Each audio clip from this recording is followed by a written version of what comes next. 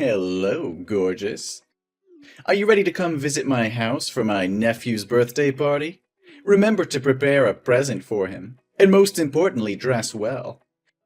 I want everyone to admire me for having such a wonderful and beautiful girlfriend like you. Hi, baby.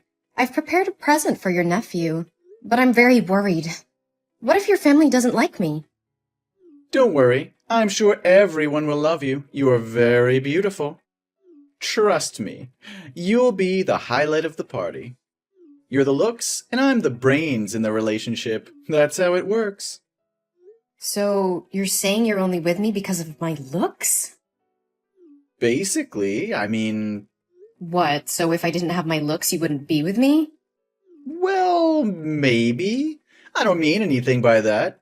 But you just got looks and nothing else, and that's what makes me proud. Every time I go out on the street with you, other men look at you and admire me because I have you. It always gives me a sense of victory and pride. No, you love me for me, right? Babe, I'm just teasing. Of course I love you for you. I mean, what if I were really fat? Or had acne spots and pitted scars or freckles? Would you still want to marry me? Oh, no, honey. I am such a wonderful, successful, and handsome man, so my wife must be beautiful and fancy too. I would definitely never date someone the size of a whale, let alone marry. And you seem to have gained a bit of weight lately. Maybe you should hit the gym to prepare for our wedding. I want you to stay sexy and slim. What? Are you kidding? I didn't realize I had gained weight. I guess I just feel like you only care about my looks, not who I am as a person. Come on, Chris, don't be ridiculous. Of course I care about who you are. But let's be real. Physical attraction is important in a relationship. And I want to be with someone who takes care of themselves and looks good. I understand that, but when you said you wouldn't marry someone the size of a whale, it really made me feel insecure. I can't stop thinking about it. And I'm scared that you'll leave me if I gain weight or if I don't look as good as I used to. Oh, Chris, I'm sorry. I didn't mean it like that. I love you for who you are, not just your looks. I think you're beautiful no matter what. But what if I'm not beautiful anymore? What if I'm not the same person you fell in love with? You'll always be the same person to me, Chris. And even if you do gain weight or your appearance changes, it won't change how I feel about you. Okay, I'll try to believe you. Trust me, baby. I love you more than anything in this world.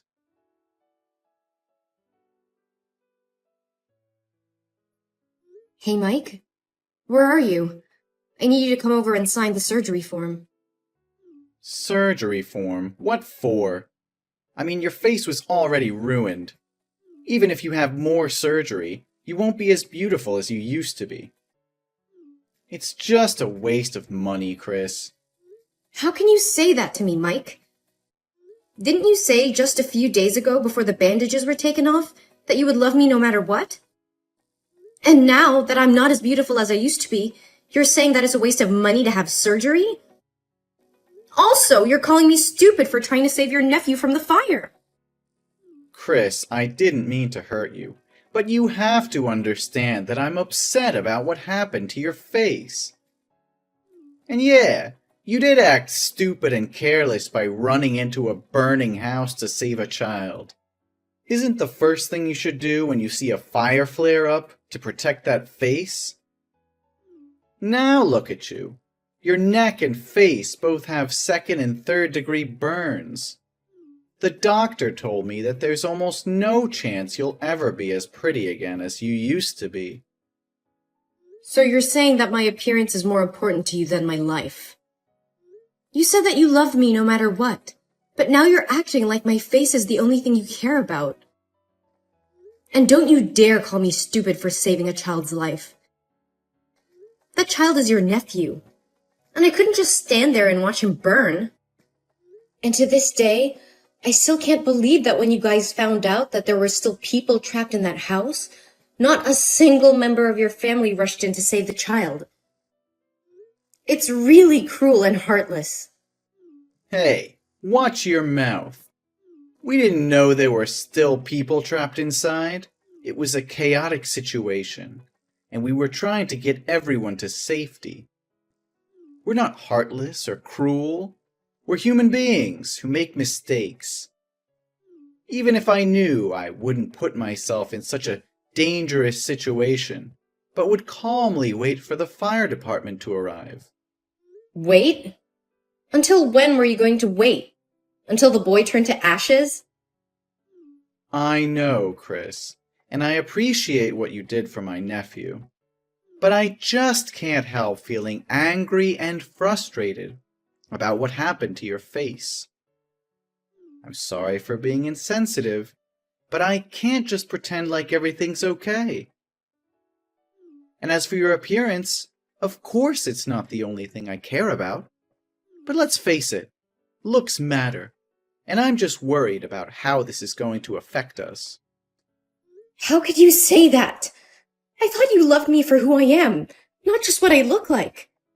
And now that I don't look like your idea of pretty, you're acting like I'm some kind of burden. No, Chris, that's not what I meant. I'm not trying to make you feel like a burden, but I can't ensure my love for you will be the same. And we have to face the reality of the situation. Your face is never going to be the same again, and we have to figure out how to deal with that. Really?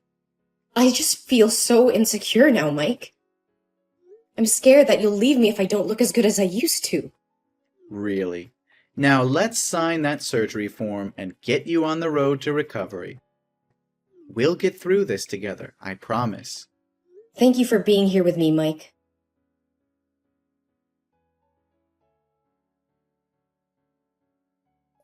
Hi, Chris. I wanted to check in since you missed your psychotherapy appointment today. The therapist didn't see you, and she said you weren't picking up your phone, so I am just texting to see if you're okay. If you're busy, I can tell her to reschedule your appointment for a later time. Is everything fine? No, I didn't forget my appointment. It's just, I didn't want to go out in public because of my burned face. I feel ugly and disgusting and don't dare to face people. Even if I can't see myself in the mirror now, how can I have the courage to go out into the street? I understand how you feel, Chris. In that case, let's have an online therapy session today, and I'll be your special therapist. How are you feeling today? Did you seriously just ask me how I feel? My face is burnt to a crisp. I look like I'm wearing a Halloween mask. 24/7. It's a nightmare. I understand how difficult this is for you. It's tough to imagine what you're going through. No, you can never understand me. Whenever I go out, I have to wear sunglasses and cover my face with a mask, and people treat me differently. If I forget to wear it, people will look at me with pity and stay away, and children will point at my face and call me a monster. I know this might sound horrible to hear, but there are many things to be grateful for. Such as? I lost my job because they told me my face scares customers away, and they said that working in the beauty industry isn't as ugly as this. My dog barks at me every time she sees me. My friends don't recognize me, and whenever I want to meet them, they always find excuses to refuse me. And to top it all off, my fiancé doesn't want me anymore. You'll never know how upset I am. But you're alive. It's not everything, but it's a start. Yeah, that's not really saying a lot. Look, maybe your fiancé just needs some time to get used to your new look. Your fiancé may need some time to get used to your new look, and it could also be that the side effects of your medication are making you more sensitive. No, my fiancé doesn't love me anymore. I can tell by his actions recently. He always avoids me and doesn't cuddle me like he used to. Look at me. I'm hideous. Chris, what makes a person beautiful is who she is on the inside.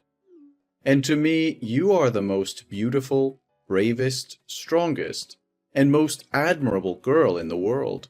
You used your body to shield a child from burns without a moment's hesitation. That's an incredible act of courage and kindness. But no one said I did the same thing as you. They blamed me for being too careless, stupid, and rash. At that time, I didn't have time to think. I reacted because I didn't want the child hurt, so I rushed out to help him. I can't imagine how miserable his life would be if he got burned like this. If I don't do something, I will live my life in regret. Exactly. And that's what makes you so beautiful. You're a kind and selfless person. And if your fiancé can't see that, then maybe it's best not to marry him. Thank you, Doctor. I feel a bit better now. I'm glad to hear that, Chris. I've been doing some research on burn victims and their recovery, and I found a specialist in New York who's had tremendous success in treating severe burns like yours. I've arranged a meeting with her, and I'm confident that together we can find the best possible treatment for you, so that you can become the beautiful girl you once were. Well, actually, you've always been beautiful. Thank you so much, Dr. David. You've been great. It's my pleasure, Chris. Thank you for sharing your feelings with me.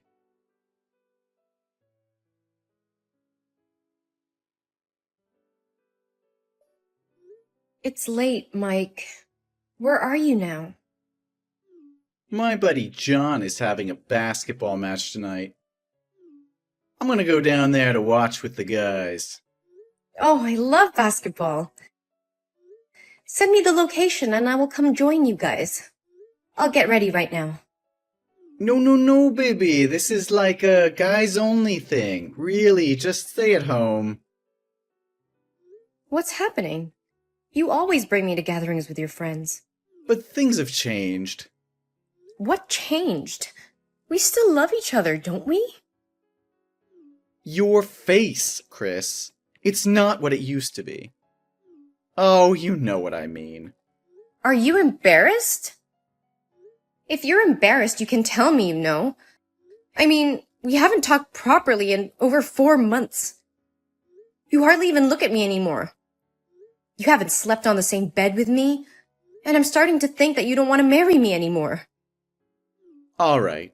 You want to know the truth? Yes, I'm embarrassed. And I'm sick of pretending to be happy in this relationship. I mean, look at you. You're disgusting.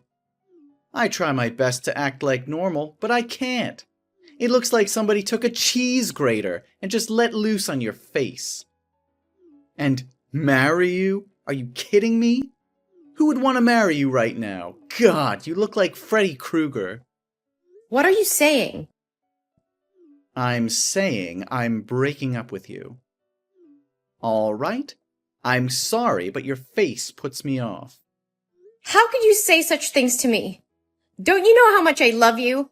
Don't you remember all the good times we've had together? Of course I remember the good times, Chris. But those times are gone now. Things have changed, and I can't keep pretending that everything is okay. I'm just being honest with you as you ask. And the truth isn't always easy to hear, Chris. So you're just going to throw everything away because of the way I look? You're going to break up with me because of something that's beyond my control?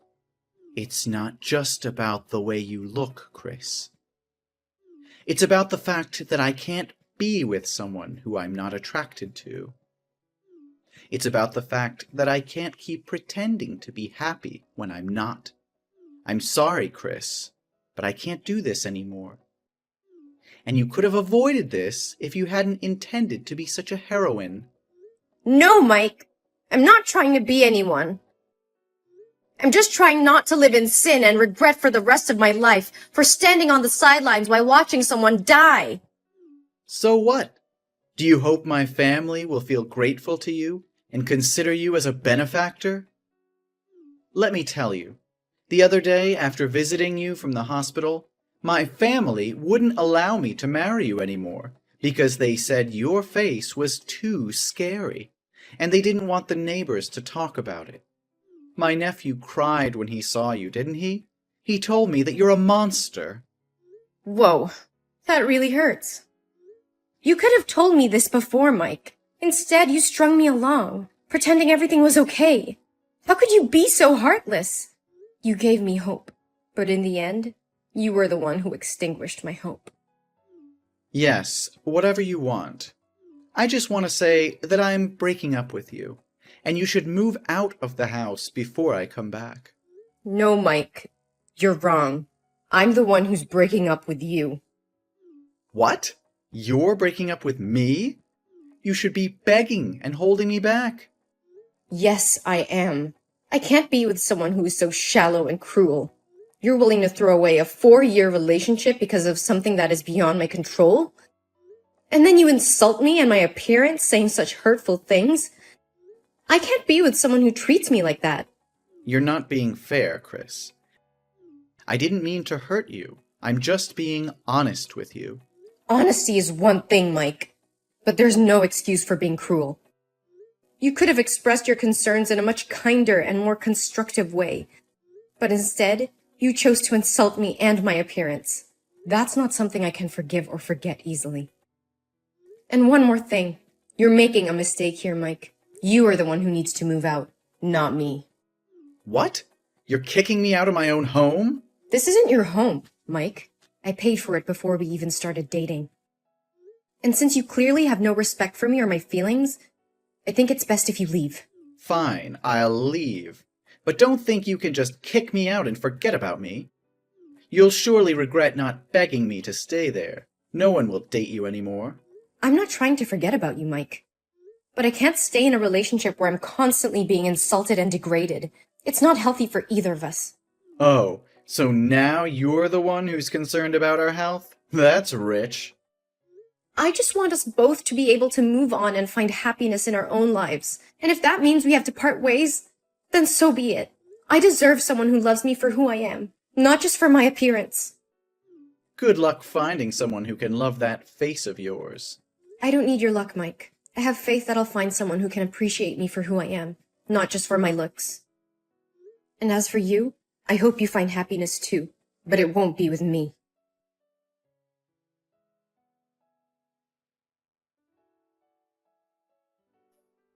Hey, Chris. How've you been? It's been so long since we talked. How's life treating you? Mike? Why are you suddenly reaching out? It's been 3 years and I haven't heard from you. Is everything okay? No, everything is not okay at all. I just miss you a lot. I can't stop thinking about you after all these years. What? Are you kidding me? That year you said you didn't love me anymore because of my ugly face, remember? Actually, 2 years ago, something terrible happened to me. I was attacked by a gang, and they slashed my face, leaving me with a long, hideous scar. My left eye is also blind, so I can only see out of one eye now. Since then, no girl wants to date me. Oh my God. That's awful. What happened exactly? I was out drinking with my friends and I got very drunk. I couldn't control my behavior and got into a fight with a gang. They did this to me. My family spent all their money on my treatment, but it hasn't helped much. I miss you so much, Chris. I think we're a good match now. I'm sure you've been lonely all these years, haven't you? I'm so sorry for what happened to you, Mike, but I can't get back to you. Why not? Do I need to apologize or beg you to come back? Come on, Chris. We're both equally ugly now. Don't make it so hard for me. You're not a petty person, are you? No, Mike. It's not that I'm holding a grudge from the past. It's just that I'm engaged and my wedding is next week. What? You're getting married? To whom? Who would want to be with someone with a scarred face like yours? He's my dermatologist, David. He's been there for me over the years, taking care of me and helping me feel beautiful again.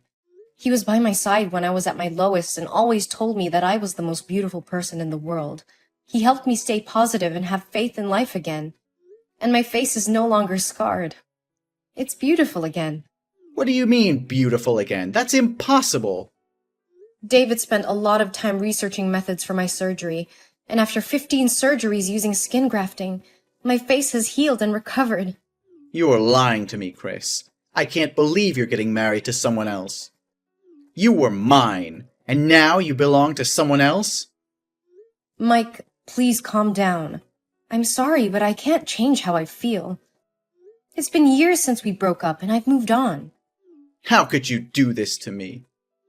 After everything we've been through, you just throw me away like garbage? I didn't throw you away, Mike. You chose to end things between us.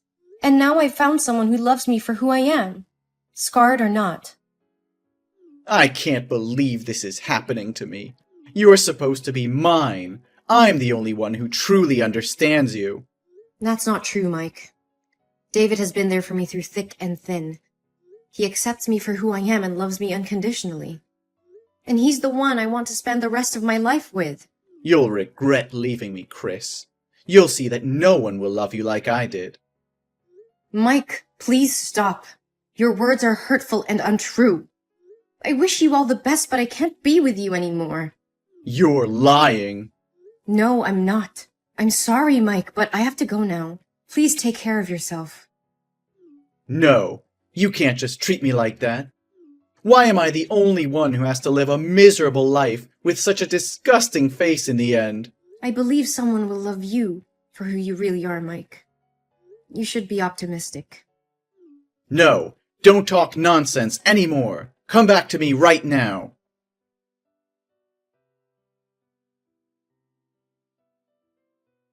As the days passed, I heard that Mike's life spiraled out of control.